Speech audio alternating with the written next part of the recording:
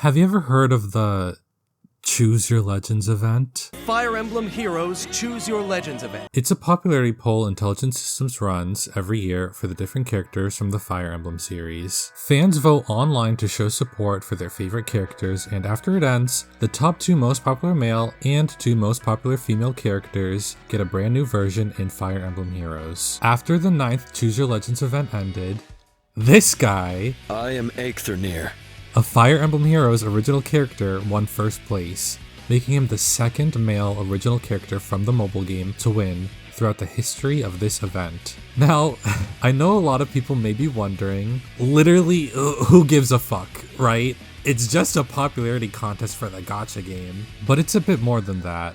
If you care at all about the Fire Emblem series outside of the mobile game, you should know that popularity contests like Choose Your Legends have always had a massive impact on post-Awakening era Fire Emblem games. During the Awakening era of Fire Emblem, the Japanese video game magazine Famitsu hosted a survey which included a poll to gauge the popularity of Awakening's cast among their readers. When the results of the survey were released, a DLC Beach episode for Fire Emblem Awakening followed soon after. Now, although it included new dialogue for all of the characters, this DLC is most known for the new swimsuit illustrations you can unlock by playing through the map with specific characters. The characters they picked for these illustrations just so happen to be the 2 most popular men and 2 most popular women from Famitsu's survey I mentioned earlier. They didn't include Robin in this though, probably because their gender and appearance varies so much depending on the player. They eventually did something similar for the 2nd generation characters when they released the Hot Springs DLC episode. Once again, this DLC featured special illustrations for the 2 most popular male and most popular female characters of that generation. And since their hair colors varied from player to player, they actually dyed their hair temporarily in the DLC story before their picture was taken. Okay, but this is just random DLC fan service, right? Nope. Each of these characters, excluding Chrom and Lucina, were quite literally ported into the playable roster of the next game in the series, Fire Emblem Fates. They actually did a funny swap with them where the 1st generation poll winners from Awakening became 2nd generation characters in one route, while the 2nd generation poll winners became 1st generation characters in the other. They even released a 3-part DLC story, which had incredible music by the way, that explained how these 3 even ended up in this game. Famitsu hosted another poll during the Fates era just like the one they did for Awakening, and once again, the results of the poll directly influenced the characters that would be featured in DLC for that game too. Wait, oh my god, is that Nina Fire Emblem? I love you, bitch. Oh my god. I ain't gonna never stop loving you, bitch.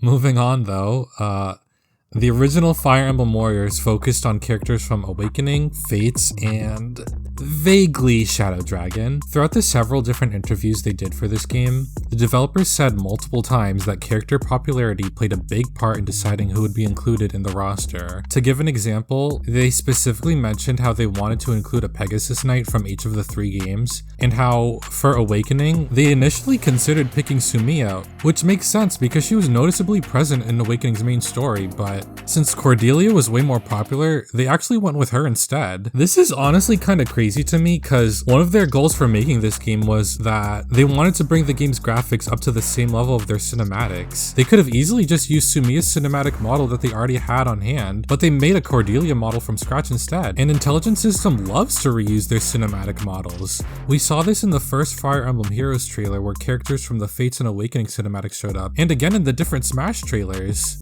Join Smash Brothers already!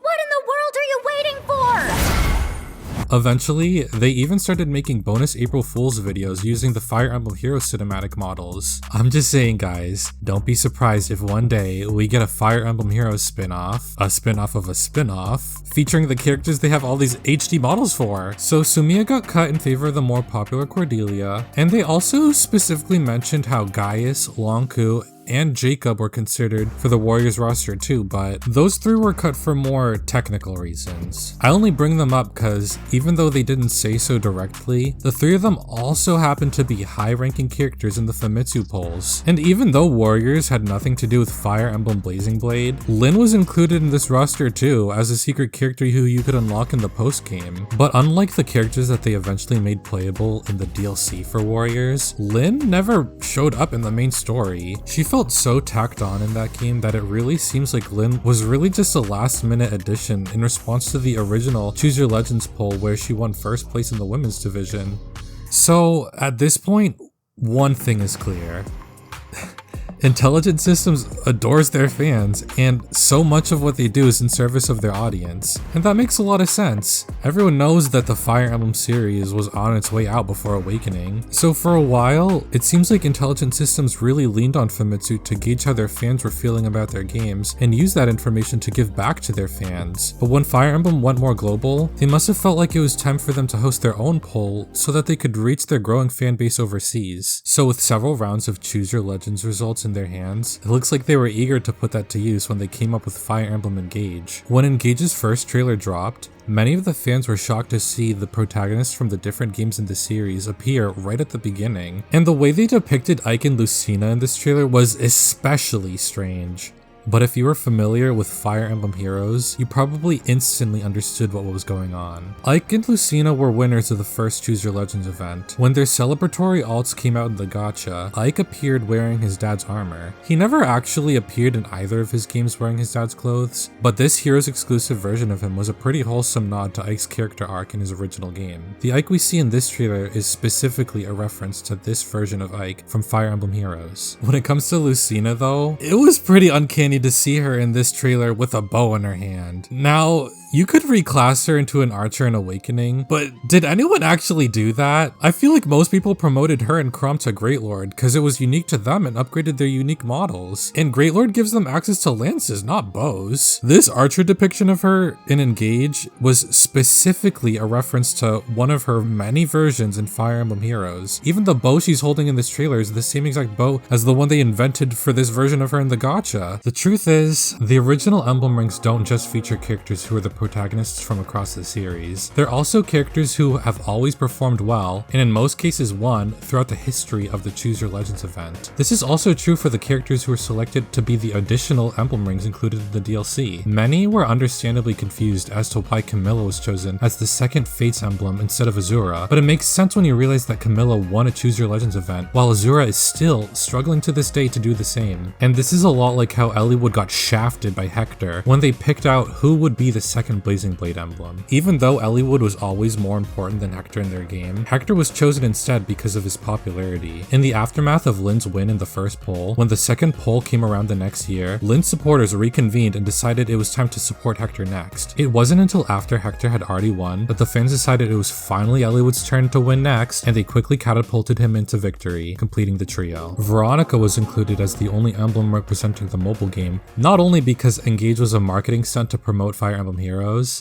summon additional allies to fight for your cause, but also because she was the first and only original character from the mobile game to win Choose Your Legends by the time Fire Emblem Engage was released. From one of the opening cutscenes in Engage, we see Lyn with Ivy, Ike with Tamara, Diamant with Roy, and Alfred with Lucina? This isn't a coincidence, guys. These are the winners of the first Choose Your Legends event. The way that the main 4 royals here are 2 guys and 2 girls shares a striking similarity to the way they treat the popularity polls I just outlined, and they set this format up again in their next game too. So yeah, these popularity polls actually matter a lot even if you don't play the mobile game. So if you have absolutely zero interest in Fire Emblem Heroes, if you like Fire Emblem at all, I strongly recommend participating in the Choose Your Legends events. I'll save all the interesting details and trends surrounding the Choose Your Legends event for later though, because this is supposed to be a video about fictional men in video games, specifically Eikthyr and what his victory means not only for Fire Emblem Heroes, but possibly even the Fire Emblem series as a whole. On the topic of his Choose Your Legends win, I still find it kind of crazy how this is a real thing that actually happened when this game has earned itself a pretty negative reputation thanks to it being a Nintendo affiliated game that consistently puts out female character designs that make Bayonetta look like Mother Teresa by comparison. It actually got so ridiculous that they literally had to start censoring their own characters on the Nintendo Mobile YouTube channel. Imagine being little Timmy coming home from school, excited to see what's in store for him in the next Mario Kart Tour event when suddenly he sees a new video from Nintendo Mobile and says, "Oh, cool! What's this?" He clicks it and all of a sudden...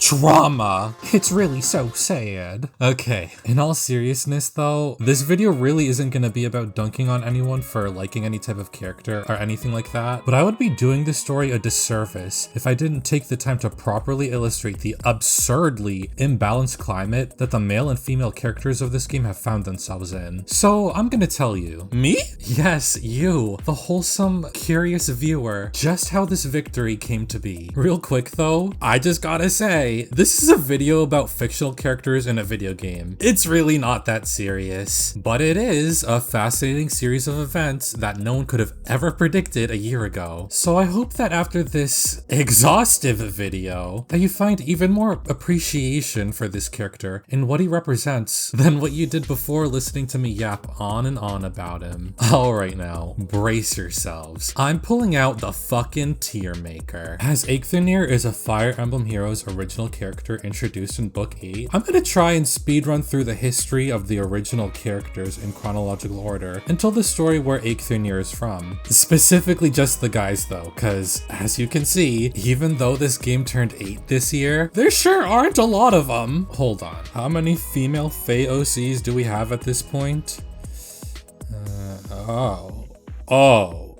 Okay. Anyways, just from how I named these tiers, I'm sure you might already have a feeling where this is going. Also, as a quick disclaimer, I'm not going to mention anything that happened after Eikthyr's book just yet, so if you're a Fae player and something sounds off, remember it for later. This will be on the test. I'm striving to be an excellent prince and to master the use of heroes. He's basically the main character. He's the prince of the kingdom of Asker, so he can open gateways to other worlds thanks to his royal blood. He's got permanent plot armor and the writers love to traumatize him. I hail from a world entirely different from this one, in search of something. Also known as Zacharias, he's Alphonse's very good friend.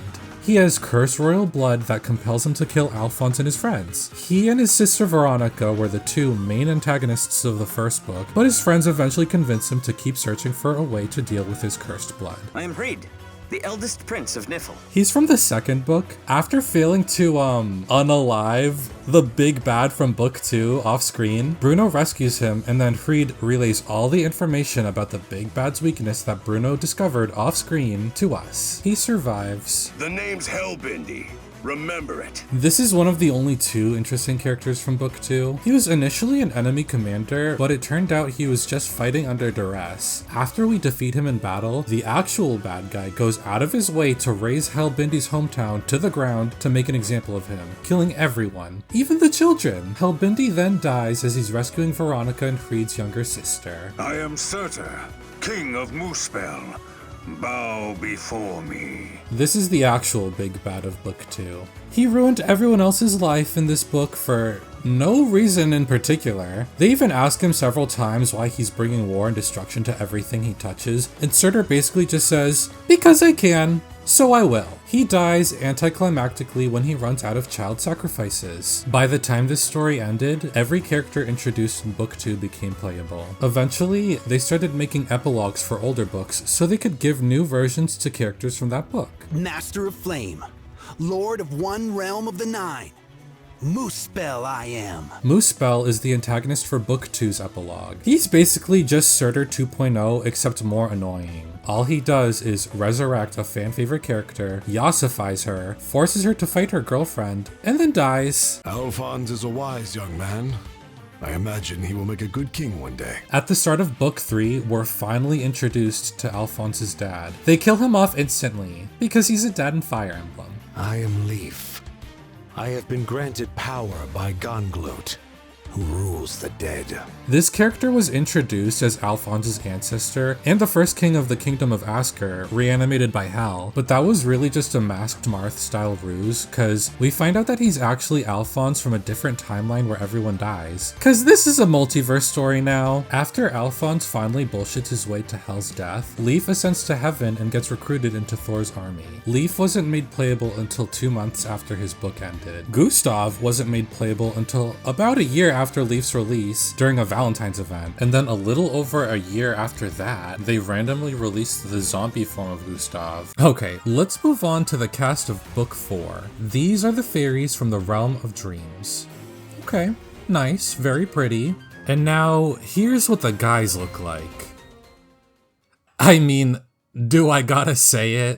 Book 4 overall has really nice aesthetics, and it's cool to see fairies as flying tome units in a Fire Emblem game. It's just, why do the girls get to have these fun, interesting, eye-catching designs, while Freyr just gets these rags and a chopped haircut? And why is there only one guy? He gets kidnapped at the beginning of the story, and then dies. He was the only character from Book 4 to not be playable by the time that story ended. They later released a summer version of him to go alongside his sister, but they didn't make his regular version playable until 3.5 years later when they randomly dropped his banner. Fictional men enjoyers really got nothing from this book, but at least we got a small Leif cameo at the end where he recruits 2 of the enemy fairies into Thor's army. In the next book, we go to Nithafillir, the land of dwarves. Their claim to fame is the advanced technology they make. I am Fafnir, king of Nithafillir. You should kneel. Fafnir is a man with a heart of gold who ends up becoming king of Nithafillir. He gets mind-controlled by a dwarf supremacist because he's a foreigner. Because of her, he drives his country into non-stop wars until one day, she turns him into a demonic beast from 3 houses. Fafnir does not survive this story. I am Otur, King Fafnir's brother. Otur was orphaned as a kid, but Fafnir took him in along with his adoptive sister. He became obsessed with Fafnir and lets the dwarf supremacist drive Fafnir to insanity. Otur allows this to happen because he was afraid that if Fafnir had any agency, that he would abandon Otur for good. And Otur lets Fafnir maul him to death as he welcomes it with open arms and a smile on his face. It's just crazy how often mind control is incorporated in stories throughout the different Fire Emblem games. What's even crazier though is when it happens to a girl, which happens a lot for some reason, they end up surviving it. Fafnir though, brutal death. They were so ready to be done with him, probably because they had no plan to do anything with him after this story. On the big banner that closes out each book with the 2 main enemies from the story, they just gave away Fafnir's spot and released Thor instead, even though she didn't have anything to do with that story whatsoever. The base version of Fafnir was never made playable. Instead, he got a singular New Year's version, which they usually give to Fae OCs anyways after their book ends. I'm Nithafillir. I realize my name being the same as my country's can be confusing. Sorry about that. In the epilogue for Book 5, they accidentally go back in time in what may or may not be a different timeline. They meet the founder of Nithafillir, and in this timeline that may or may not be ours, they might or might not have retconned Nithafillir's death. In that timeline, he instead enters a deep slumber to eventually ascend to godhood, but we never get to see the results of that. Schrodinger's male Fae OC? In Book 6, we get 2 new guys, and Bruno makes his long-awaited full return to the story. Although Veronica had always been present throughout basically every book, unfortunately, Bruno never got the same treatment, even though he'd always been loved by the player base. My name is Elm. I serve the great lady Imbla. We meet Elm as he's gathering human sacrifices for Embla, because it makes her smile. When Ash decides to be useful and stops him, Elm casts Dark Void to summon Embla, who proceeds to mind control Bruno. A world of companionship, where all gaps between people can be bridged.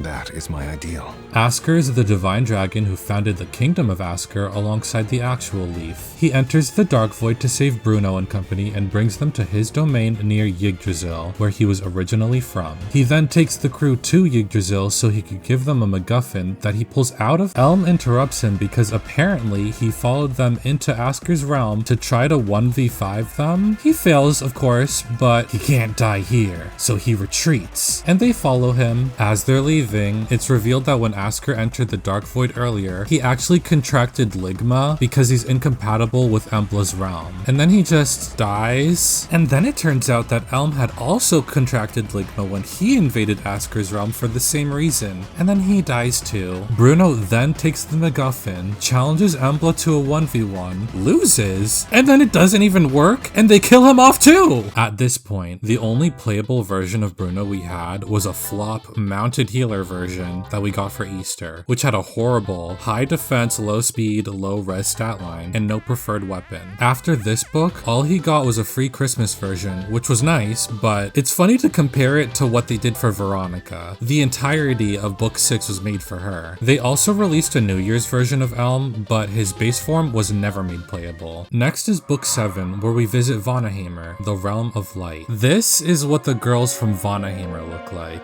And now here are the guys. I mean, what the fuck? Again?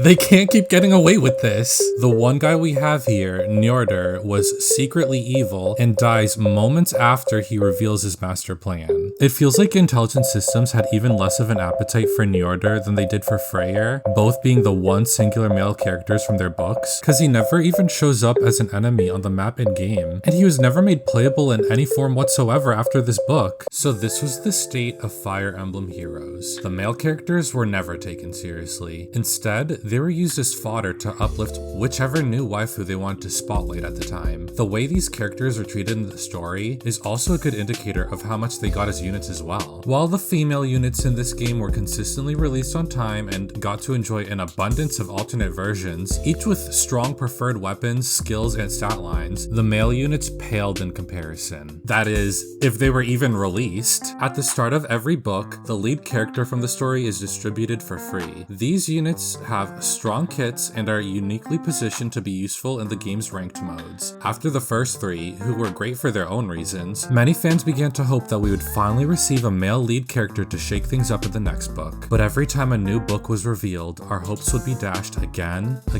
and again. After only getting male character deaths, after an increasingly dry drought of any male characters at all, after all the massive village feeders they shamelessly pushed in our faces, any hope that things would get any better was at an all-time low. And then, the trailer for the next book came out, which of course only featured female characters and not a single new guy in sight. It was cooked.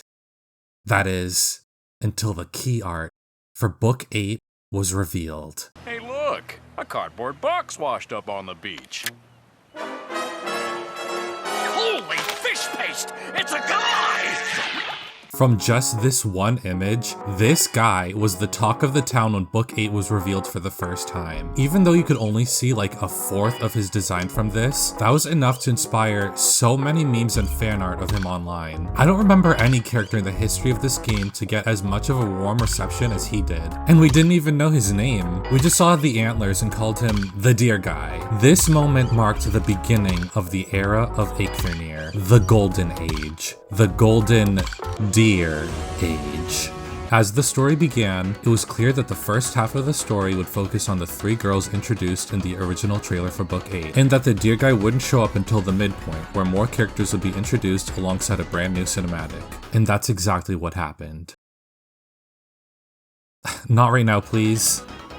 It's so beautiful. Not only did we get our first look at him, but we also got the world's first look at Lorathor, who brought us another new, incredible male character design. I don't even think I'm being biased when I say that these 2 men shined in this cinematic. It was basically just about them. When I went back to this video on YouTube, I noticed that it looks like a considerable amount of people actually skipped the beginning with Heithrun and replay the introduction of these guys. So who are these characters anyways? These are the Healing Hands. They are divine beasts born from the world tree Yggdrasil. Following the leadership of Lorathor, who's the avatar of Yggdrasil, they travel the 9 realms to heal the critically injured, people who are about to lose their lives. Their mission is to save as many of them as they can. At least, that's what they did originally. After a critical moment in his life, Lorathor changed the purpose of the Healing Hands, turning them into a group of assassins, the Quieting Hands. Being designed by one of the greatest artists of our time, Kozaki Yusuke, who saved of the Fire Emblem series. The designs of these characters are all very clever. I mentioned this before, but Yggdrasil is also where Askr originated from. Each of the healing hands visually represents and are named after a different animal connected to Larather and Yggdrasil from Norse mythology. Each of them specialize in a different type of palliative care which, true to the story, can be twisted into something more deadly. To better appreciate Eikthenir's immaculate design, let me run through the fun details that make the healing hands a satisfyingly cohesive group that are simultaneously a bunch of unique and distinct characters. I am Hresvelgr, Blade of the Healing Hands. Hresvelgr is an eagle from Yggdrasil in Norse mythology. Her design features red wings to represent her divinity. She appears to be a surgeon with blades on each of her fingers, additional tools on her belt, lopes, and an apron covering the front of her body. Hresvelgr's main theme explores how a blade's function is always the same, but its effect is different depending on the wielder's intention. In battle, she transforms into a harpy with knife-like talons and lightly damages her allies at the start of turn while cleansing their debuffs. When looking at her what appear to be dance shoes, and the way she's positioned in her attacking art, she appears to resemble a figure skater who used blades to precisely skate on ice. Nidhogger, that's me. I handle poisons I lost my train of thought there. Nidhogger in mythology is sometimes represented by a serpent. She has a double-headed rattlesnake to represent her divinity. She appears to be a doctor as her rattlesnake resembles a stethoscope, while her white lab coat, which features scales within, symbolizes a snake's shedded skin. Nidhogger's theme highlights how the same poison that can paralyze and kill someone can also be used medicinally and numb pain, the only difference being the dosage. She also keeps herself perpetually intoxicated. Bless her heart. In battle, she fuses with her lab coat, regaining her scales to turn into a Medusa-like Gorgon, while her hair begins to resemble the shape of a king cobra. She gasses the enemy at the start of each combat, which cuts their health, and grants a buff she introduced called Dosage to herself and her allies. In the story, we get a flashback of these two just after they helped a village recover from a fire. They talked about how Nidhogger helped a child by numbing her pain by lightly dosing her with Nidhogger's poisonous fruit, so Hresvelgr could give the kid stitches. My name is Heithrun, once known as the Nectar of the Healing Hands. Heithrun is a mythological goat. Her divinity is represented by her indigo ears and tail. She's covered in bandages, so I guess she's supposed to look like a patient. Aside from that, she carries a cornucopia filled with her divine nectar, which she uses to heal people. This is a reference to the mythological goat she's inspired by, who produces mead instead of milk. When the healing hands became the quieting hands, Larather decided her powers were worthless when it came to achieving his new goals, so he banned Heithrun from his Discord server. In battle, she transforms into what appears to be the goat version of a centaur, and is a supportive unit that grants divine nectar to her teammates, which heals them and neutralizes the status that prevents her allies from healing. And now, saving the best for last, we finally get to Eikthenir. Yes! Yes, let's go! I am Eikthenir.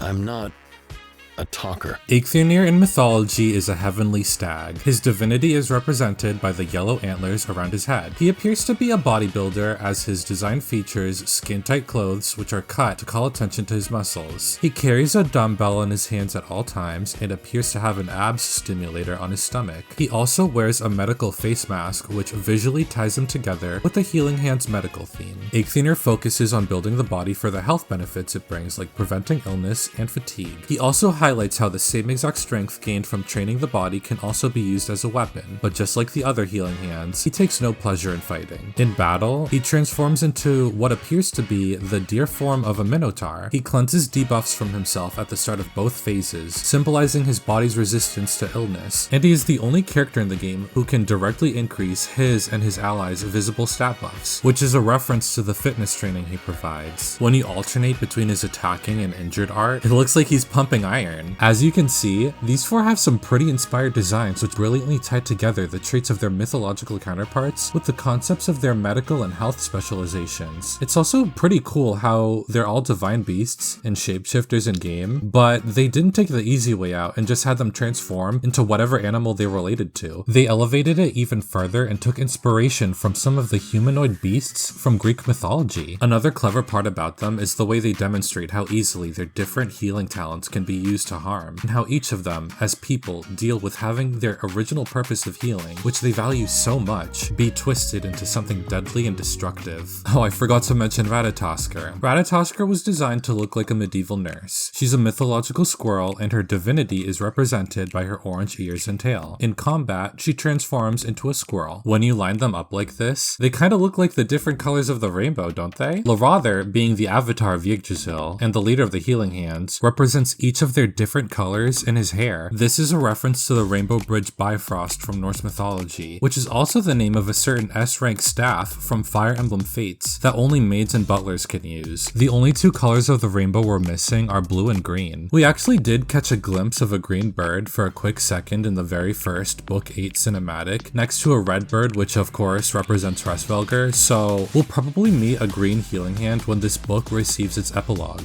Aesthetically speaking, it's clear that a lot of thought was put into their designs. I am also pleased to say that when it comes to the writing, Book 8 was surprisingly detailed too. I won't go too deep into the first half of the story, but I will point out how it was built around Ratatoskr's role in Norse mythology. There, she runs up and down Yggdrasil to carry messages between Hresvelgr and Nidhogr. In Fire Emblem Heroes, they adjusted this to having Alphonse recruit Ratatoskr as a triple agent, as he intentionally leaked information for Ratatoskr to deliver to Hresvelgr in order to get information back from her. Ratatoskr agreed to this plan because she didn't feel right about the cruel missions Lorather gave to the Quieting Hands, which included having her sisters take their own lives after their missions were complete. In the second half of the story, the Order of Heroes invades Yggdrasil but are stopped by Eikthirnir, who guards the World Tree. Lorather, as the avatar of the World Tree, uses the situation to his advantage to poison the summoner, which leaves them unconscious. The summoner is then rescued by Heithrun, whose healing powers are even stronger than Ratatoskr's. Here, she explains that Lorather casted her aside since her healing powers were no longer useful to him after they became the Quieting Hands. So Heithrun decides to join Alphonse and Ratatoskr in hopes of saving her family. When Eikthirnir confronts the group again, he realizes that Heithrun had also joined Alphonse alongside Ratatoskr, and How does Eikthirnir respond to having to fight the good guys, including his family? A. Eikthirnir doubles down, commits to being a bad guy, which leads to his death. B. Eikthirnir gets mind-controlled into being a bad guy, leading to his death. C. Eikthirnir decides to help the good guys by killing himself. D. Eikthirnir decides to help the good guys and survives. I don't know. Lorather has mind-controlled powers, right? Let's go with B. The correct answer is D. Yes! Oh my god. Yes, spoiler alert, he actually survives to the end of this story. After being confronted by his sisters, Eikthirnir recognizes the divide in his family and decides to abstain from fighting against either side. He guides them in the direction of Lorather's location at the canopy of Yggdrasil, and just before he leaves, Alphonse asks Eikthirnir about something he noticed earlier. He wanted to know why Eikthirnir is the only one out of the Healing Hands who impersonally calls Lorather by his first name when all of his sisters address Lorather as father. Eikthirnir very bluntly shuts down the question and ominously says that Ratatoskr is better off not knowing before walking away. When the group finds Lorather again, he reveals that the reason he commanded the Quieting Hands to attack the key figureheads involved in the peace talks between Askr and Embla was to hold the fate of their kingdoms hostage so that the summoner would have no choice but to help him get his family back. Throughout the two flashbacks we see around this time, we learn that when the Healing Hands were still together, Lorather was an exceptionally benevolent leader. One day, when Lorather was about to set off on a mission to heal a king on his deathbed, the Healing Hands expressed their skepticism regarding this mission, as the king was a notoriously cruel tyrant. Lorather, however, was not dissuaded and explained that regardless of the king's reputation, it's the Healing Hands' duty to do their best to help the sick and injured. He goes on to explain that the Healing Hands can't just help the people that they think are good and turn away the people that they think are bad, because that would be like making themselves the judge of who deserves to live or die. Lorather believes that the purpose of the Healing Hands is simply to do everything they can to save everyone and anyone in need. This is a reference to the modern Hippocratic Oath, specifically the part where it says, "Most especially I must tread with care in matters of life and death. If it is given to me to save a life, all thanks, but it may also be within my power to take a life. This awesome responsibility must be faced with great humbleness and awareness of my own frailty. Above all, I must not play at God." When I looked over this document, it became increasingly apparent to me that the Hippocratic Oath was a massive inspiration conceptually for the Healing Hands. "I will remember that there is art to medicine as well as science, and that warmth, sympathy, and understanding may outweigh a surgeon's knife or a chemist's drug. I will remember that I do not treat a fever chart, a cancerous growth, but a sick human being whose illness may affect a person's family and economic stability. My responsibility includes these related problems if I am to care adequately for the sick. I will prevent disease whenever I can, for prevention is preferable to cure." In the next flashback, the king expresses his gratitude to Lorather after being cured of an ailment that no other healer could alleviate. The king then goes on to say that he had lost count of all the healers he had executed for failing to heal him, and how they were all worthless compared to Lorather. The king then claims the leader of the Healing Hands as his own, and asks him for a cure to old age and to be granted perpetual youth. When Lorather tries to explain that he can't do that, the king reveals that he had already taken the Healing Hands hostage, and that they would be put to death one by one if Lorather didn't comply. And the king was confident that Lorather wouldn't fight back either, cause he knew that the Healing Hands are bound by an oath to do no harm. Bound by an oath? Could that perhaps be the Hippocratic Oath? And there's also that famous phrase, "first do no harm." I had originally assumed that "first do no harm" was part of the Hippocratic Oath, but it seems like this is a common misconception. In an article published by Harvard Medical School, the author points out how, although the Hippocratic Oath contains similar language to "first do no harm," he reaffirms that the phrase actually comes from a completely different piece of Hippocrates' writings. When you think about it, it's kind of impractical to expect a physician to do no harm. How could a surgeon perform surgery without cutting their patient? In this flashback, the Tyrant King found out the hard way that this concept of doing no harm would not protect him. After he revealed that he had executed the last of Lorather's children, to the king's surprise,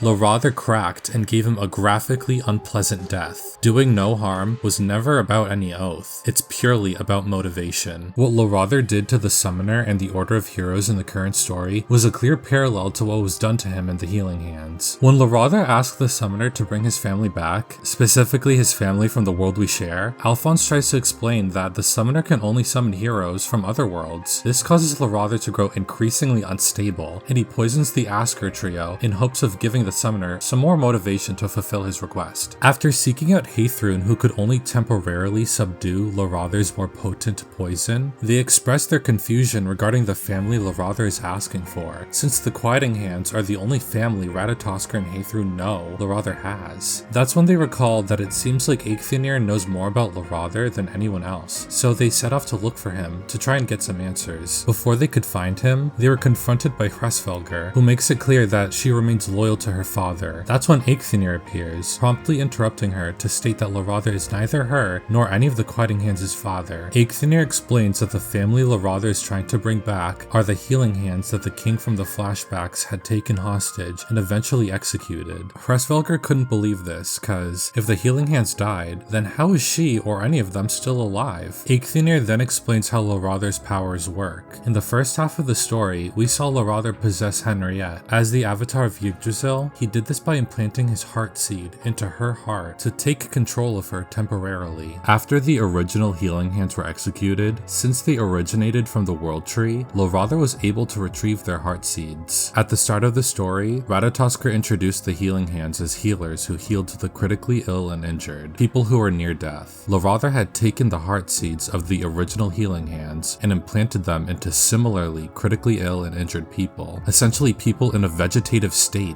and granted them the power of Yggdrasil and the memories of his children. As a result, their original memories and identity would be completely erased, and they would believe that they were whoever Lorather designed them to be. The bodies he used to do this were still alive, but they had no hope of recovering, so you could say that, by doing this, Lorather healed them too. And this group of pseudo-healing hands isn't even the first time Lorather had carried out this process. As he searched the 9 realms for a way to bring his family back, he repeated this process over and over, heartlessly replacing one generation of healing hands with the next. This is why, despite them believing that they're a family, the designs of the healing hands look so different from each other. I personally believe that Lorather used the bodies from each of the different realms we've seen up to this point in the story to carry out this process. When I tried to connect the dots, it looks like Ratatoskr's body is from Nithafillir, the land of dwarves. The key design elements of characters from this realm include being short and wearing a high collar. Eikthirnir's body is from Jotunheimr, the land of giants. He's tall, muscular, and wears sandals. I bet he could even carry a Jotun on his back.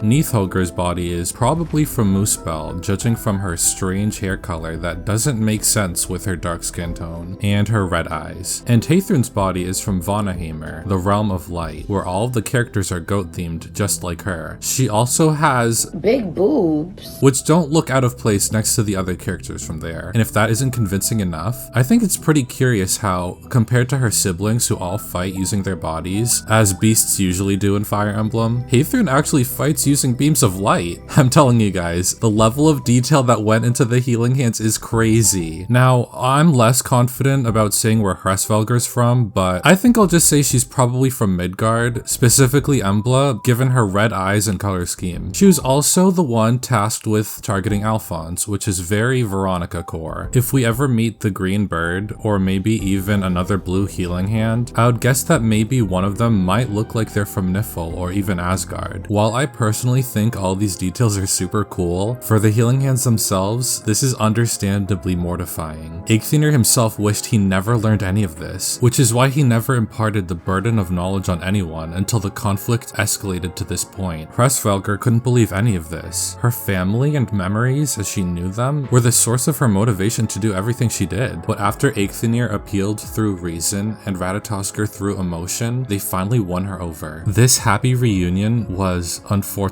short-lived though. When Lorather showed up and found out that Hresvelgr's loyalty had faltered, he saw her as a defect and promptly proved everything Eikthirnir had just revealed to be true when he ripped out Hresvelgr's heart seed, returning her body to its vegetative state. The situation unravels even further when Nidhoggur confronts Eikthirnir, asking if everything he said was true. It's at this point that she reveals that being part of this family meant so much to her. To learn that it was all a lie broke her heart. So just as Eikthirnir wished that he never learned the truth, for Nidhoggur, the truth was too much to bear, and she begged Lorather to reshape her heart so that she would forget everything that she just learned. In response, Lorather sees her as another defect and rips out her heart seed, leaving her unresponsive just like her sister. Throughout the entire story, Lorather had only shown complete indifference for the well-being of the pseudo-healing hands. At the final confrontation, despite how coldly he had continued to treat them, Ratatoskr expressed her gratitude to Lorather for the life she was able to live thanks to him. No matter how strongly Lorather tried to dismiss her sentiments as byproducts of the seed and memories implanted in her heart, she continued. Ratatoskr believes that despite the fact that her past and who she was had been completely erased and overwritten by his lies, those lies allowed her to live a happy life. Hearing this alarmed Lorather, because at this point he started to realize that the Ratatoskr in front of him was different from how he created her to be, because she was shaped by everything she experienced announced after her creation. As I was putting this video together, looking up Norse mythology from dubious sources, I couldn't help but think about how we will never truly know what Norse mythology was originally like when it was made ages ago. We only have what has been preserved throughout history, which has inevitably been subjected to misinterpretations and inaccuracies. Despite this, Norse mythology has frequently been referenced and reimagined to tell new stories. I believe that the writers for Book 8 were strongly aware of this and used it as the foundation for the healing hands we see here. Lorather implanted the memories and powers of these children of Yggdrasil into completely unrelated people, and they carried out tasks similar to their counterparts in Norse mythology. I believe that the message they were trying to convey with the story is that it doesn't matter if the healing hands are built on lies. They're alive, and the experiences and stories they share after their conception are much more meaningful than any false past. And this doesn't stop at the pseudo healing hands either. Lorather comes from Norse mythology as well, so he was also built on lies. Thanks to Eikthirnir's revelation, Alphonse learned that in addition to the 5 healing hands, the Lorather we knew was also a fake. The original Lorather was so desperate to see his family again that he eventually took his own life. Using the same heart-shaping technique he applied to the pseudo-healing hands' bodies, the original Lorather had taken a withered branch from Yggdrasil and transferred his heart into it to kill off the old him and replace it with the Lorather we meet in this story. The Lorather before us accepted what remained of his existence as a false god and used the last of his strength to right his previous wrongs, which included returning Hreggvaldr's and Nidhoggr's heart seeds back into their bodies, allowing the healing hands to be a family again, just as they always wanted to be.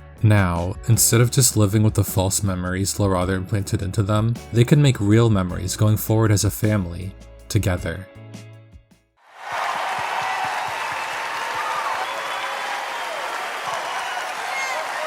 They cooked with Book 8. Actually, they may have cooked even more than a game like Fire Emblem Heroes could even handle. It's like they cut us a slice of the most delicious tiramisu, but delivered it to us using a plastic fork. The food's great, but with a medium like this, not all of it is gonna make it onto our plates. Hopefully, the previous section picked up all the tasty details that may have gotten lost in transit. Despite the restrictions they had to work with, it was a great book. Every character introduced here played their part and gave their own spin on some of the concepts that were explored in the story. And the 2 most important characters from it were both guys. Giving these 2 dudes so much screen time, in a way, balanced out what would have otherwise been another female-dominated book. I didn't include much about the first half of this story, but Veronica and Henriette played a big part in the setup for this book. Gustav and Bruno would have balanced things out if they were still alive, but I guess there's nothing much that can be done about that now, is there? Most Fey OCs don't become playable until after they are either befriended by Alphonse in the story, or die.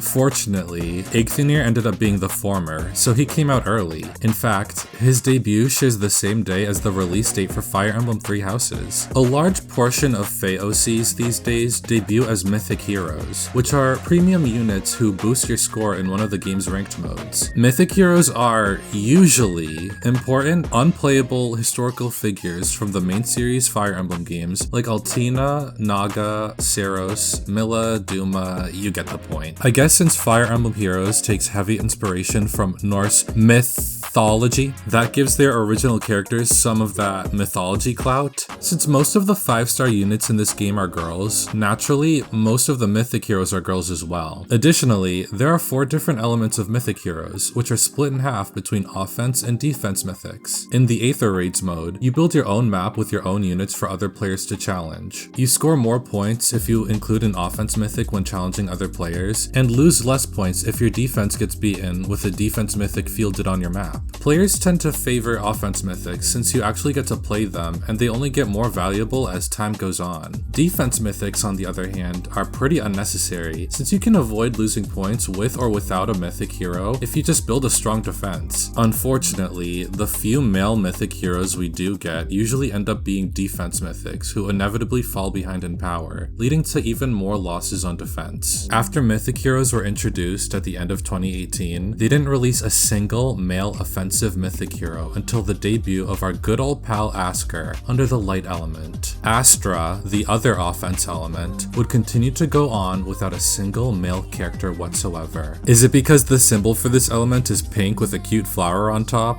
Is this supposed to be the girly pop element? If you wanted to play a team of just guys on Astra season, you were out of luck. That is, until July 26 of 2024, when Eikthenir came out as the first male Astra Mythic ever to be released, 7 years after Mythic Heroes were first introduced into this game.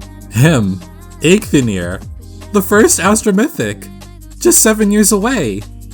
That's woke. It's especially crazy that things turned out this way, since they could have easily made Haythrun, who shared this banner, the Astra Mythic instead, cause that would have matched her color scheme pretty well, but nope, the pretty pink flower emblem goes to Eikthenir. Good for him. And he was no pushover in combat either. Big defenses, big damage, and a unique supportive effect that only he could do, which makes him uniquely positioned as one of the best supports for units that depend on visible buffs. His playable release was highly anticipated, and when he finally came out, Eikthenir exceeded expectations, and he ended up becoming the gift that kept giving. After his debut banner, he re-ran pretty quickly for Hresvelgr's debut, and again during the big holiday banner at the end of December, which introduced Emblem Lyn. On top of all that, they also released a free Christmas-themed version of Eikthenir, which was almost as strong as his original mythic form. So if you wanted Eikthenir, you had plenty of chances to get him, and if you didn't, he added himself to your roster anyways. That is all to say, his availability as a unit was very high. From the moment we saw him to his release and beyond, Eikthenir's popularity only rose higher and higher. He even won the Christmas voting gauntlet. This was exactly the momentum he needed to carry him to the following Choose Your Legends event. The official Fire Emblem Heroes Choose Your Legends event. In Choose Your Legends, you can vote online using your Nintendo account up to 7 times for whichever character you want. After any individual character wins, they get taken out of the options for the subsequent events. As I mentioned earlier,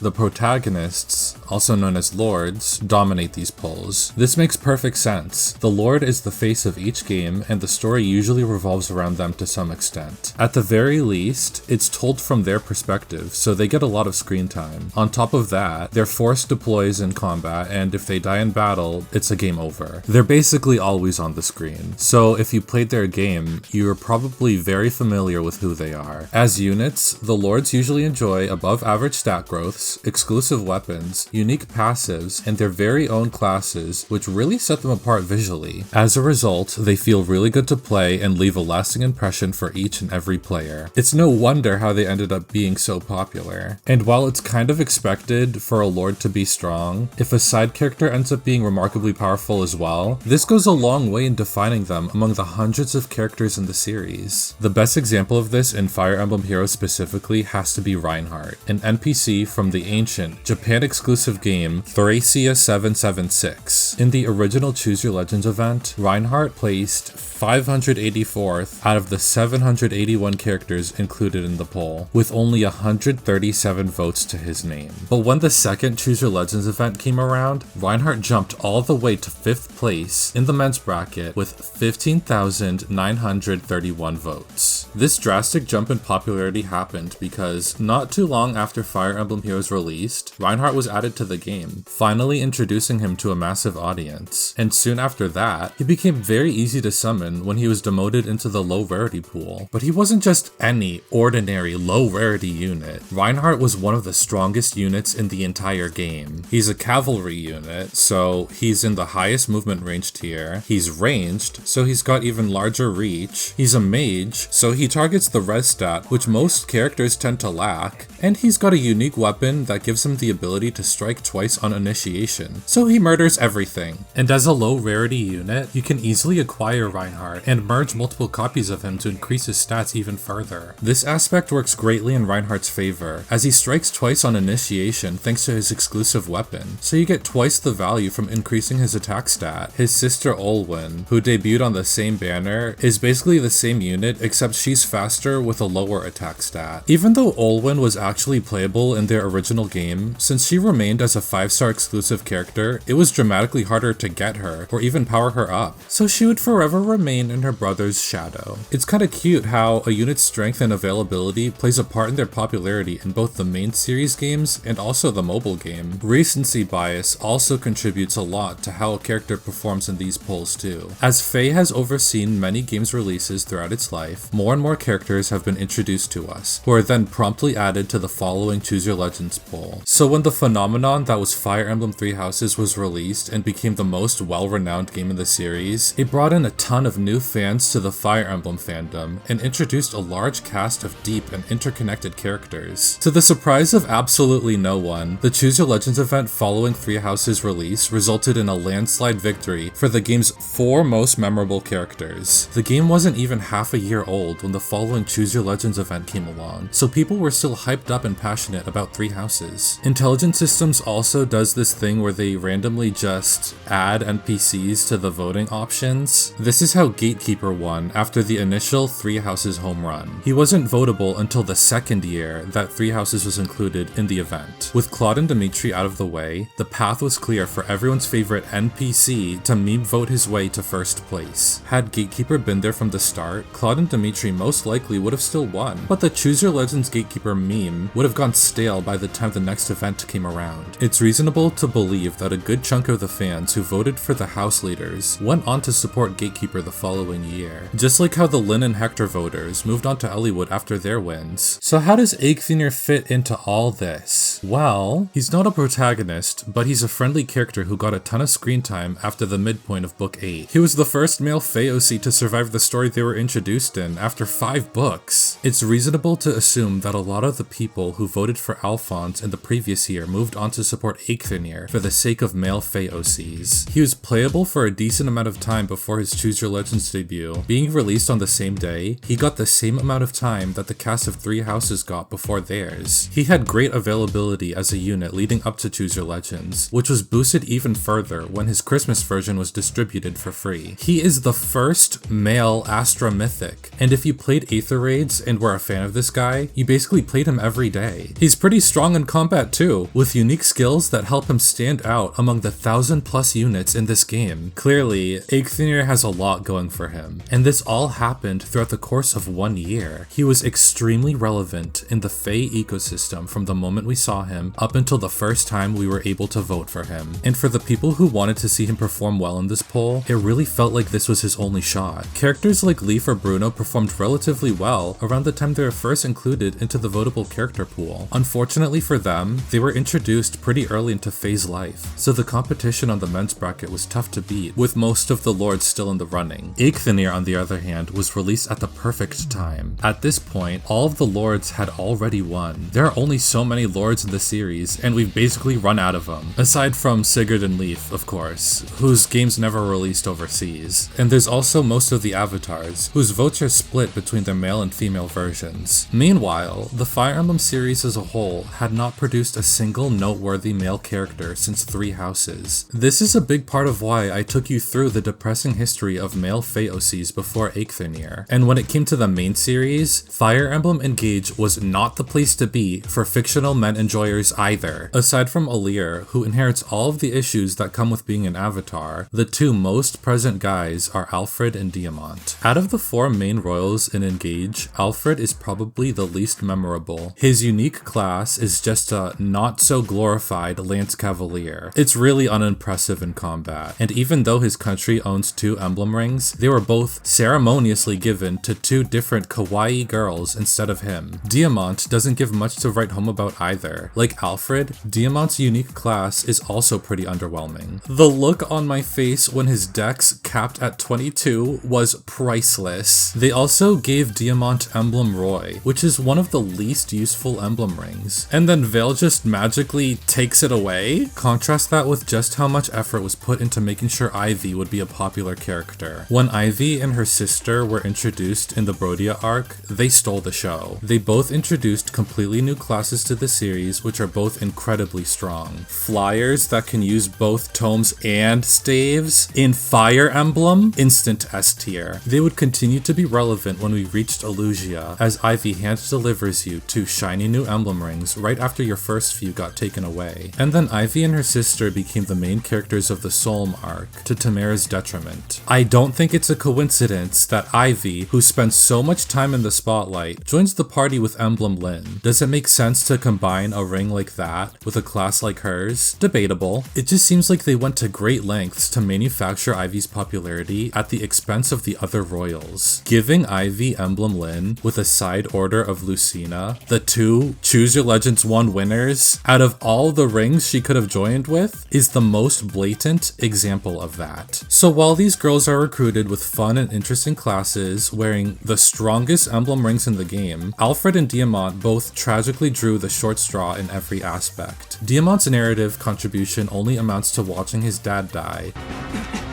Father! Come on, Diamant. And then Alfred dies of Ligma after the events of Engage unless you marry him. This is what I mean when I say we haven't had a serious male character introduced to the series since 3 Houses. Okay, dude, but you gotta understand. Men don't sell. What? Men don't sell, dude. It's a business. They gotta make money. Okay, alright, let's just look into that. Gacha revenue, yeah, okay. Genshin Impact, oh, that has guys. Love and Deep Space only has guys. Pokemon TCG Pocket, no guys, but no girls either. Pretty global, broad-reaching. Naruto Mobile, I mean, I guess that one has Sakura, but Naruto, definitely. Gundam, what the fuck? Okay, let's go back to the previous month. Love and Deep Space, okay. Wow. Genshin Impact, Honkai Star Rail, all games with guys. Lots of guys. TCG Pocket, Fate Grand Order, yeah, TCG Pocket. Love and Deep Space still sweeping at the top. Honkai Star Rail, oh my god, that is a lot of money. What the hell happened? July 2025.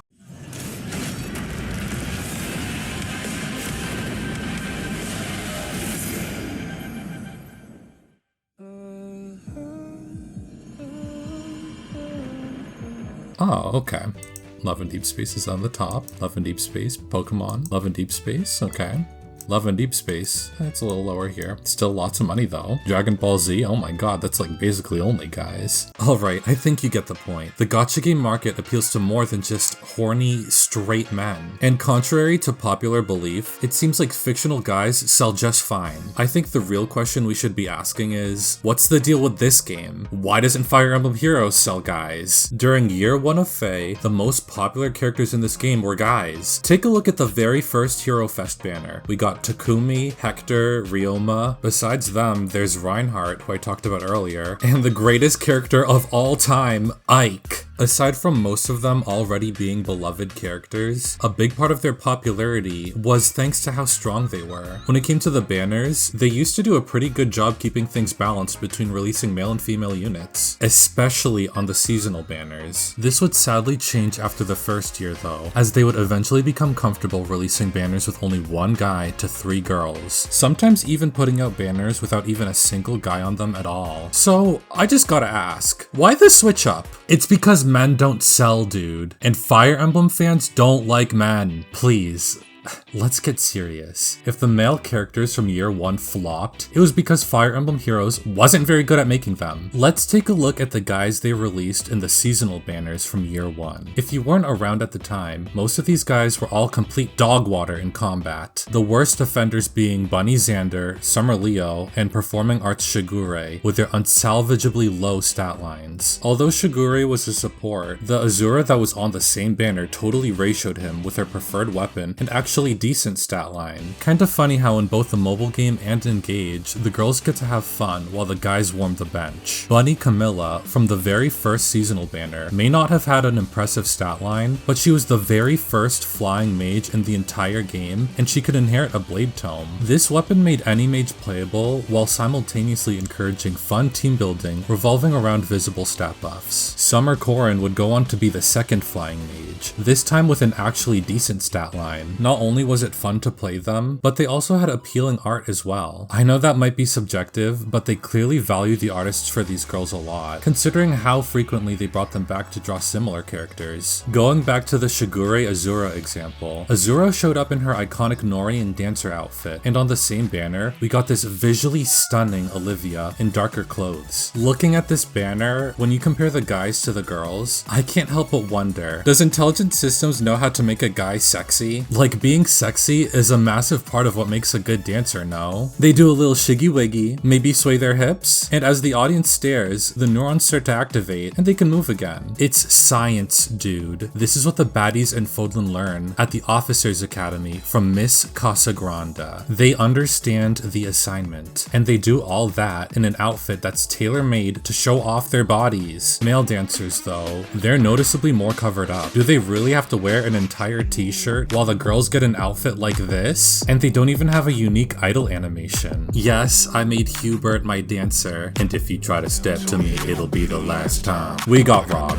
I'm glad that they even gave us the option in Three Houses to make a male dancer, but the end product was half-baked. If I'm going out of my way to invest in a male dancer, I want a male dancer. Why sell us short? Engage was similar to Three Houses in this way. In Engage, you don't have to try very hard to play a sexy lady, but if you even consider putting a guy into a swimsuit, you get catfished. It was cool to finally get a dedicated male dancer in Engage, but Seedal's design leaves much to be desired. His cape and puffy pants obscure his silhouette, and the material used for his black crop top is so thick it actually draws attention away from his chest. The top he wears in the Somniel is much more interesting visually, and actually invites you to look at his body, which is what a dancer is supposed to do. I'm just not convinced that Seedal, as a dancer, put much thought or effort into his own appearance, especially not his hair. He definitely woke up like this and walked right out the door. Compare him to dancers like Olivia or Tethys. They both have similarly baggy pants, but the material is sheer, so you can appreciate their bodies as they dance. Even Tethys' top is made like this. These ladies both use dancer's rings, which adds to their performance, unlike Seedal's massive cape, which does nothing for him. And both Olivia and Tethys took the time out of their day to beautifully style their hair. They did not wake up like this. In Nintendo's Ask the Developer interview for Fire Emblem Engage, they revealed that the artist for Engage was concerned about her confidence in designing characters for a diverse roster, when she usually draws young characters. The developer then goes on to say, "It is true that the designer's skills should not be limited to drawing cool nobles and young girls. I believe that this is especially true for a series like Fire Emblem, where the character designs for each game vary so much from unit to unit. But they went with this artist anyways, because for Engage, whether it's in the gameplay, narrative, or visuals, it seems like having appealing men was never a priority." Fire Emblem Heroes is the same way. When one of the sexier banners comes around, they seem to have a hard time picking the right artists and outfit designs for the men that can match the kind of energy they impose upon their women. When they pick an artist to draw girls like this, they seem to have a short list of experts who really specialize in this kind of stuff and let them run wild with it. The way these guys are drawn, they don't really match the ladies' freak, especially not with outfits like these, which only conceal their bodies more than they accentuate them, and when they aren't covered up, there usually isn't even much of interest to look at anyways. While the ladies show up with glistening, wet BBLs and D-cups squeezed into bikinis, these guys don't even get to have nipples. Why is that? It's not a censorship thing. They've put them out before. Even Mario has them. If there was any place to include them, it would be on a summer banner. And can we get a little body hair on some of these guys? Pokemon does it. I refuse to believe every single one of these grown-ass men who are warriors and soldiers take the time out of their day to wax their arms and legs. Fire Emblem Heroes is uniquely made so that many artists with diverse skill sets can bring so many different characters to life. I think it would be to the game's benefit if Intelligent Systems commissioned more artists who are experts at drawing men. Artists who understand the appeal of masculine aesthetics. If you include men in your game and you actually want people to be interested in them, putting the thought and effort towards making them look good goes a long way. In a series like Fire Emblem, how a unit looks factors into the player's first impression of them and whether or not the player even wants to use them. That directly trickles down and neatly packages all the different reasons why a unit might be popular popular that I explained before.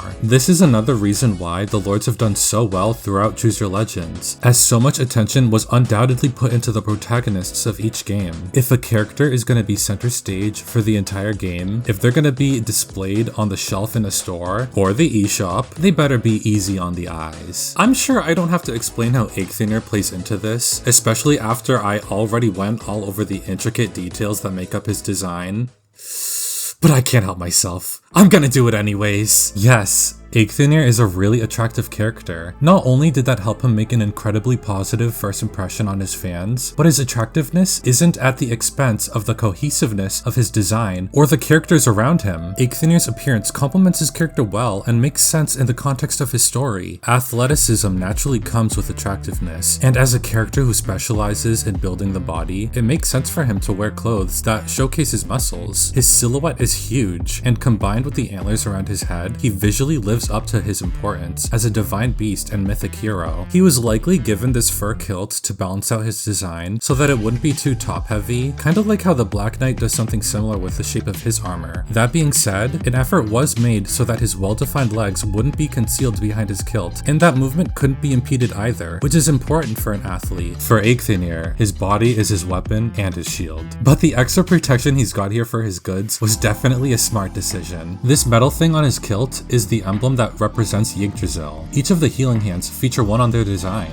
I'm sorry, I can't stop talking about them. I just can't get over how detailed this crew is. The color of his hair is brown like a deer, and the short haircut complements his masculinity well. It doesn't grab attention away from or cover up any of his muscles. Eikthenir is the strong, silent type, and his medical mask serves to visualize this. Masks are often a big plus for contributing to men's attractiveness, and Eikthenir's mask draws attention towards his mature-looking eyes, which he relies on to convey emotion. And overall, his earthy color palette of browns and yellows is very pleasing to look at and makes him look more natural compared to the more electric colored characters in the roster. Being a shapeshifter, he's got even less reason to wear many clothes. And while sexy camera angles are usually reserved for female characters only, they actually gave us similar shots of Eikthenir too. Those legs are as thick as Yggdrasil itself. And let's not forget his beast form either, which, as a minotaur, has a nice mix between human and beast characteristics. He's a furry. Eikthenir basically has everything you could possibly want from a guy in Fire Emblem. Good looks, nice story, strong in game, lots of trauma, high availability, and a kind heart. He's made with sugar, spice, and everything nice. Eikthenir kinda falls into the popular Camus archetype of characters who oppose the player solely out of loyalty to their superior, even when they know they aren't doing the right thing. It's refreshing to have enemies with nuance to them, instead of just being comically evil for no reason. You could actually understand and sympathize with his motivations. Combining all these traits together is a recipe for success. What's not to love about this guy? If the men from Fire Emblem Heroes before him underperformed, it wasn't because they were guys, it was because they fell short in multiple of these aspects. But instead of actually improving and building on their men, they just chose to put less into them and double down on girls instead. I believe a vote for Eikthenir wasn't just a vote for him, but also a vote for better male characters in general. His voters don't just want to see more of him, but also more guys like him in the future. I haven't mentioned this yet, but in the month between the end of Book 8 and Choose Your Legends, Book 9 began, introducing our first male lead Fey OC, and it was a small child. When we said we wanted a male Fey OC, did we really have to specify we wanted a man? This is what the women from Asgard look like, and here are the guys. It's night and day. Seeing the antagonists of Book 9 reminds me of the enemy design for the Duma Faithful in Shadows of Valentia. The male mages are these creepy, decrepit guys, and then the witches are all these baddies in full glam. I thought Duma was supposed to give his followers strength. Why is he yassifying women? And don't get me wrong, Rune is a cute kid, it's just the contrast between him and the ladies we've gotten up to this point could not be more stark. Unsurprisingly, this kid flopped in the following Choose Your Legends event. I think it's a good thing for intelligent systems to try completely new things, cause you never know what might land, but sometimes it feels like they've lost the plot when it comes to understanding their audience. Even though they eventually allowed us to customize our summoner, whose gender is ambiguous with a few different appearances, it really feels like they started to make this game with the assumption that the player was a horny, straight man. It all started with Fjorm, who they had fallen in love with the player. I love you. And then we eventually got this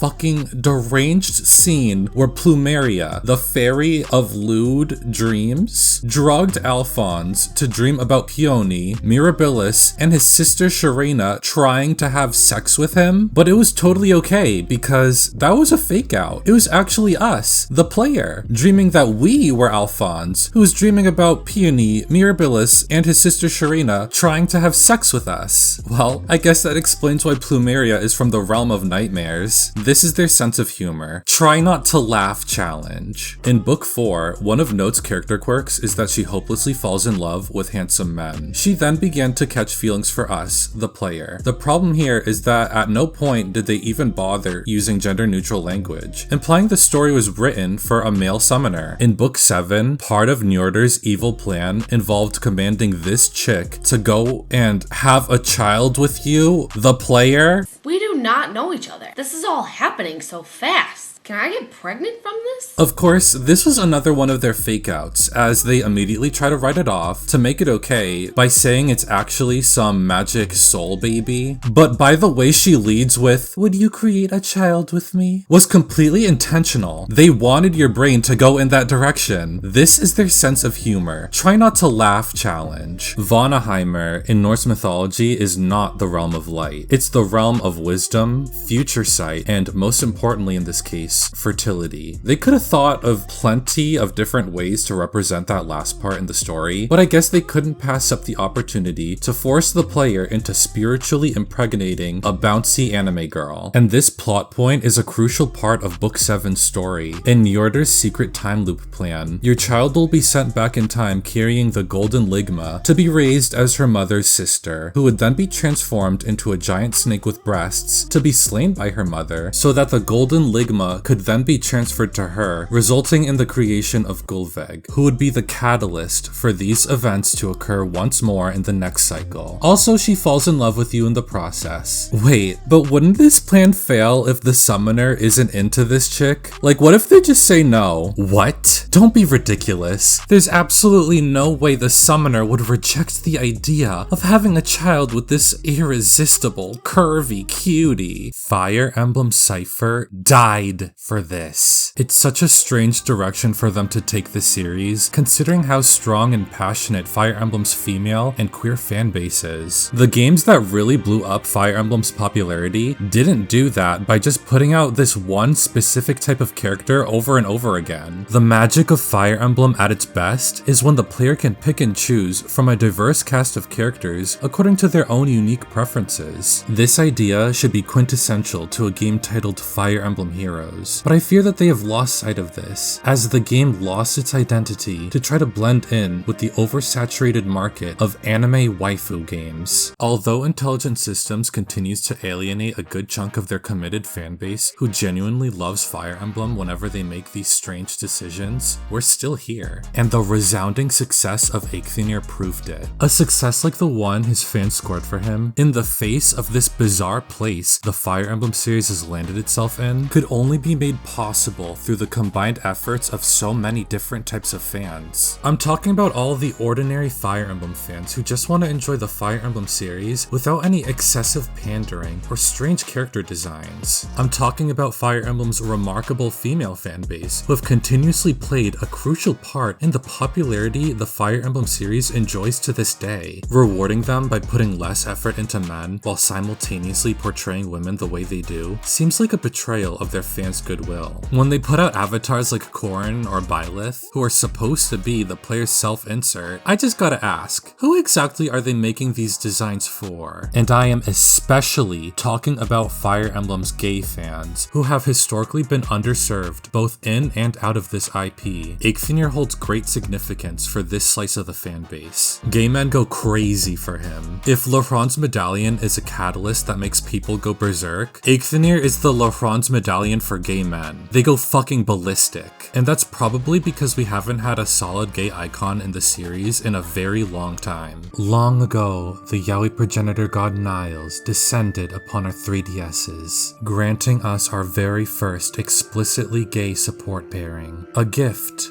to help guide the lost. Then, gay fans watched over the series from around the world, excited to see where Fire Emblem would take them next, as a series full of diverse characters which reflected their fans. When they reimagined the ancient Fire Emblem Gaiden to make Shadows of Valentia, the game received a lot of criticism for its antiquated plot and level design. One thing they did get right though was how they really fleshed out and breathed life into the characters from the original game for the player to dive into outside of the main story. Since this game wasn't turned into a shipping simulator, they had the creative liberty of writing characters whose happily ever after doesn't involve marrying someone from the opposite sex and having kids. As far as queer men go, Shadows of Valentia reimagined Python, Conrad, and Lucas, who defy the two games that came before them by being unquestionably aromantic. And then we have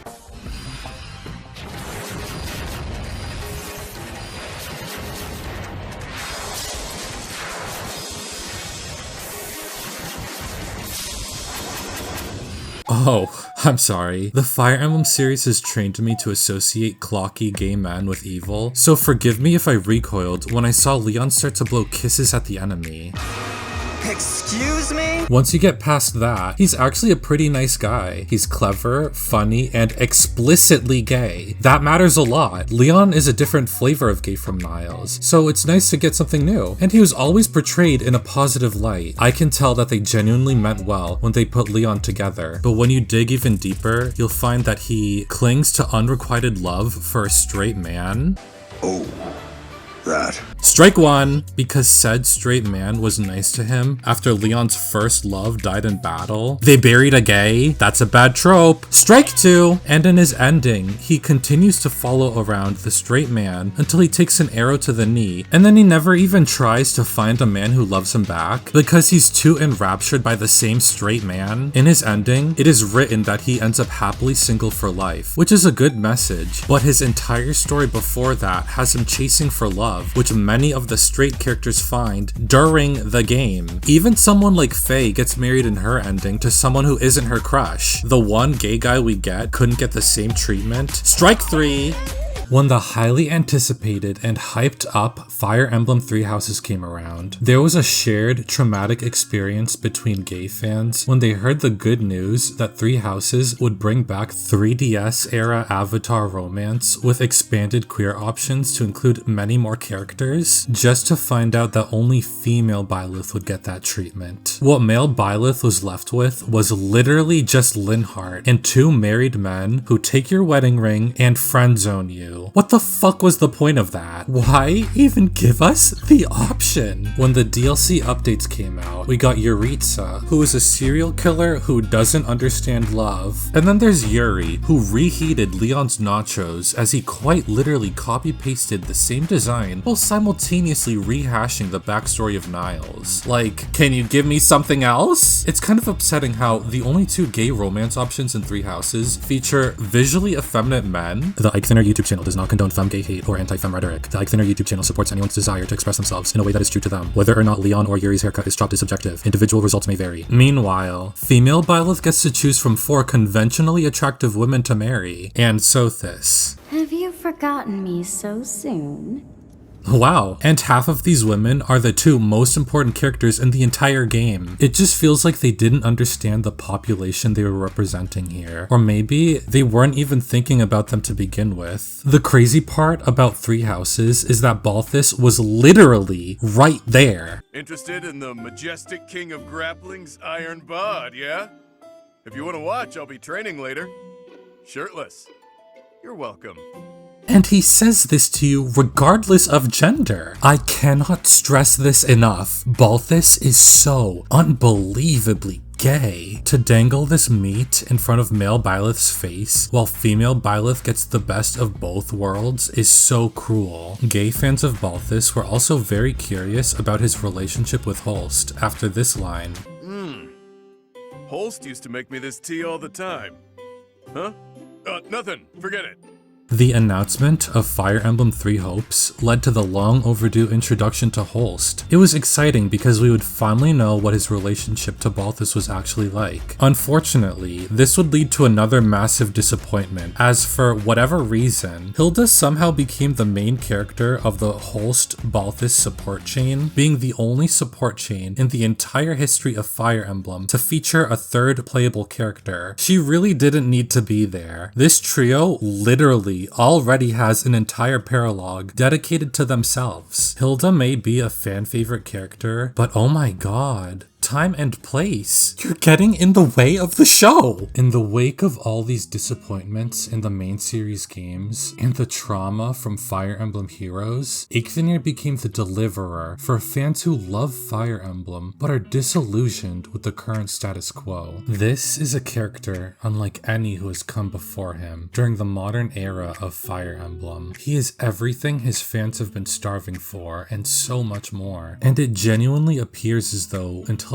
Systems finally understands all of this, as they have made a noticeable shift in favor of their male characters in the months following Eikthenir's win. Dredged up from the depths of hell, they finally released Elm as an Astra mythic hero over 2 years late. They released Fafnir as a grand hero battle over 3 years late, and at the same time as Brave Eikthenir's release, they actually released the original Bruno from Book 1. The fact that the base forms for all of these male Fire Emblem Heroes original characters were suddenly made playable in quick succession now, ages after their books ended, is not a coincidence. This is all directly in response to Eikthenir's historical success. And Eikthenir was also shown a lot of love as well. He was featured as a prominent character in a Forging Bond story where he and Tharja taught Noir to believe in herself. And when summer rolled around, to commemorate the 1-year anniversary of his banner, which also falls on the same day as the anniversary of Three Houses, he received a limited summer version and was the main character of the story that went along with that banner too. Eikthenir takes this opportunity to try and learn how to swim, but fails miserably as he sinks to the ocean's floor due to the density of his body, which results in Balthus and Yuri deciding to take care of Eikthenir as they show him other ways to have fun on the beach. Having Eikthenir and Heithrun return at the same time as Happy and the other Ashen Wolves was a very clever way to tie the two anniversaries together, as Happy's main character quirk is that she summons beasts. This clever interaction was represented not only on Happy's weapon, but also during the Tempest Trials story for this banner. The celebratory Choose Your Legends version of Eikthenir ended up exceeding expectations in every way, not only becoming a meta unit as the strongest tank in the game, but was also visually breathtaking with art done by Nishiki Araku, who has a long history of drawing great looking guys and girls for this game. Just as many winners before them referenced their fathers for this event, Eikthenir showed up in an outfit inspired by Larather. He's got the same golden arm on one side, and in place of Larather's wooden arm, Eikthenir wears a wooden brace. The fabric that drapes off of Larather's waist has been accented with the same fur featured on Eikthenir's kilt, and they brought back Eikthenir's Yggdrasil emblem in the place of Larather's more intricate golden tree. The shape of the upper half of these clothes have also been modified to resemble Eikthenir's usual tank top. This version of Eikthenir also references Larather through his unique abilities by sharing the same anti-warp passive and bringing back the assigned decoy status effect, though Eikthenir uses it in a much friendlier way. He was also changed into an armored type unit instead of his usual cavalry type, which is another reference to Larather and enables him to be a meat shield for his allies. But the most mind-blowing thing about this unit has to do with the Forging Bond story that went alongside this banner. The story features the 4 Choose Your Legends winners for this year, and the plot had to do with Sharena challenging the hundreds of characters in the Order of Heroes to climb the training tower, with the 3 other winners setting up their own challenge for the heroes to face on their way up.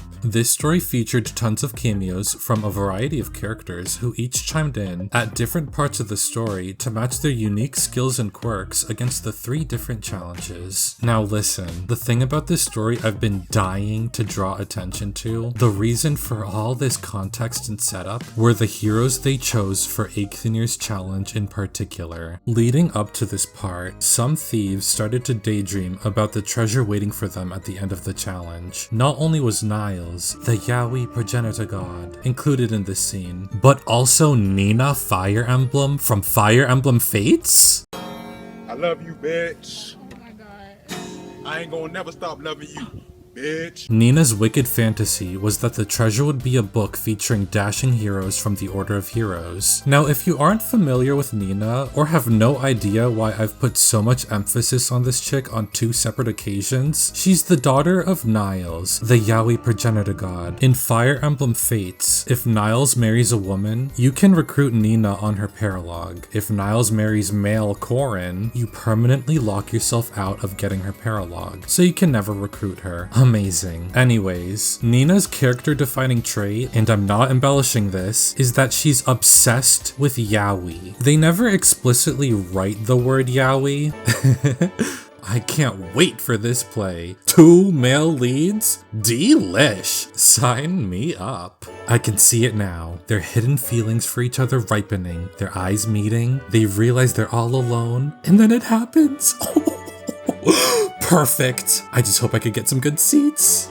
Whoa, whoa, watch out. I can't wait. This is gonna be better than yaoi! Oh, well damn. I guess she did kinda just say the word. This gimmick of hers was unfortunately drastically watered down in Fire Emblem Heroes. When Nina says, maybe it's a book featuring dashing heroes from the Order of Heroes, she is suggesting that the treasure is yaoi. Immediately after she says that, Eikthenir shows up and Nina, startled, asks him, are you from the book? Huh? What? What did she mean by that? They know. Intelligent Systems knows. They know his fans. I'm telling you. If that isn't proof enough, the next characters to confront Eikthenir are Male Robin, Chrom, and Vake. This is gay coding. I'm sure I don't even have to explain Male Robin and Chrom, but Vake literally loves Chrom more than anyone else. Lissa said so in Awakening. And if that wasn't proof enough, guess who shows up next? Ranulf, Ike, and Soren. Oh my god, what the fuck? This is not a coincidence! It's not even gay coding at this point, they are gay printing! Intelligent Systems is sending a message. We are watching Eikthenir enter Fire Emblem's gay icon Hall of Fame in real time! Nina asks if Eikthenir is from a yaoi. Chrom shows up with his boyfriends. Ike shows up with his only 2 romantic interests, who are both guys, and he basically says, I can take him. And Niles, the yaoi progenitor god, is the one who started this whole scene. For them to have Niles and Nina be the lead-ins to Eikthenir's challenge, followed by Fire Emblem's biggest gay couples who would go on to solve his challenge, specifically Soren, because Soren is him. He's just that guy. Shows that they truly do acknowledge and appreciate Eikthenir's passionate gay fan base. But it goes even deeper than that. In this Eikthenir's personal forging bonds conversation, he spends most of it with Alfred. And I know I didn't have anything nice to say about Alfred earlier, but when it comes to his personal character quirk, But I really admire those muscles, Boucheron. Mind if I feel them? That's a bit, A bit what? Is there something special about this one? Wish mine was like that. +1 gay icon. And don't forget, just a few weeks before this event, Eikthenir spent the summer with Yuri and Balthus. How about I take my shirt off and let you look your fill instead? 2 full minutes. +2 gay icons. And it goes back even further, all the way back when Eikthenir was formally introduced during a Fate channel on June 5th, 2024. Those legs are as thick as Yggdrasil itself. During Pride Month, this Fate channel featured a new Radiant Dawn banner, and as they were explaining a new game mode, look at the 2 units they brought in to complete their team. Ike and Soren during Pride Month. And then, at the very end of this specific Fate channel, the way they finish it was like this. Faye! When did that rainbow show up? Ooh, I'm feeling all warm and cozy now. I'm sorry? They have never ended a Fate channel like that. The owl just falls asleep as soon as she runs out of things to say. But in this specific Fate channel, she's pointing out a rainbow during Pride Month! They are clearly acutely aware of how Eikthenir has been received by the fan base. During the 2024 Christmas Twitter campaign, one of the pictures they posted randomly showed Christmas Eikthenir with Asker in a hot spring, spring? Eikthenir with Asker in a hot spring? What did they mean by this? I know they're both from Yggdrasil, but as far as we know, these characters have never interacted. But since they're the two sexiest male Phaeoces, this is a popular pairing. Just how much do they know about Eikthenir's fan base? I also have some questions about the way they wrote Summer Eikthenir's scene with the Bash Bros from the Ashen Wolves. Wow, you could really pack it in there. Chug it down. Let's see it. Thank you for the sustenance. Thanks for the protein, sir! Remember Nina's book featuring dashing heroes from the Order of Heroes? We're reading it right now! To have Eikthenir meet so many of the biggest gay icons throughout the entire Fire Emblem series in such a short period of time, there's no other way to put it. This is their message to us. They get it now, and they want you to know it. It's not a coincidence that so many of the men who perform well in Choose Your Legends are entangled in a popular gay pairing within the fandom. There is a tangible love and desire for male characters like these coming from all kinds of fans. And I cannot stress enough how much this character means to the gay fans specifically. After being starved for so long, he's everything they have ever wanted and so much more. For Intelligent Systems to celebrate his win with fun stories like these, alongside the release of Book 1 Bruno and the meta-defining Brave Eikthenir, demonstrates true understanding, respect, and appreciation for Eikthenir's fans. During one of the Nintendo Dream interviews for Fire Emblem Three Houses, a developer said the following about what the Fire Emblem symbolizes. The Fire Emblem hasn't had its form locked down between the games. Right now, I think the Fire Emblem is less of a thing with a form, and more of a symbol of everyone's power coming together. Everyone believes in the protagonist, comes together, pools their strength, and charges into battle. I think the Fire Emblem is the kind of emblem that can rally people together and inspire them to put their lives on the line. Now when I say this, I'm joking, but I'm not. For Eikthenir's fans, he is the Fire Emblem.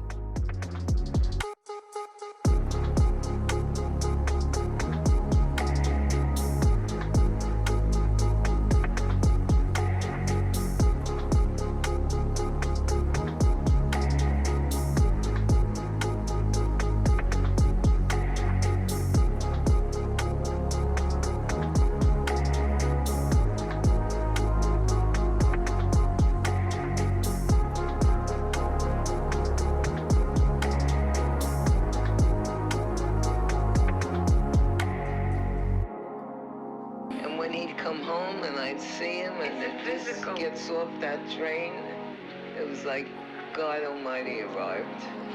It was like seeing daylight. I mean, I could have packed up and left a million times. You know, it's not that we never fought. You can overcome that. You know, it's very easy. And that's, I told her, never go to bed without kissing goodnight. It's the worst thing to do. Don't ever, ever do that. And if you can't, and if you don't feel comfortable doing it, you're in the wrong place. Get out.